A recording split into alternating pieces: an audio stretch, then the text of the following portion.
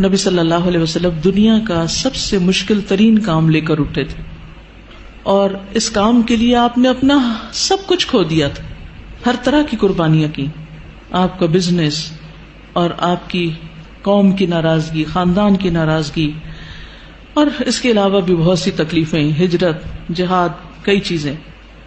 اور آپ کے بعد جو بھی اس راستے پہ چلتا ہے اس کو مشکلات آتی ہیں، کبھی معاشی پریشانیاں آتی ہیں، کبھی اولاد کا مستقبل تاریک نظر آتا ہے، کبھی لوگ ناراض ہوتے ہیں، رشتہ دار ناراض ہوتے ہیں، کبھی ساتھی کم ہو جاتے ہیں. ایسی صورت میں انسان کو کبھی بھی گھبرانا نہیں چاہیے. یہاں نبی صلی اللہ علیہ وسلم کو تسلی دی جا رہی کہ ہم نے آپ کو کوثر عطا کی ہے، لہٰذا آپ شکرانہ ادا کیجئے، نماز پڑھیے، قربانی کیجئے. آپ کا جو دشمن آپ کے خلاف ہے وہ آپ کا کچھ نہیں بگاڑ سکتا. حضرت انس رضی اللہ عنہ کہتے ہیں کہ آپ ہمارے درمیان مسجد میں تشریف فرما تھے کہ آپ پر ہلکی سی اونگ طاری ہو گئی.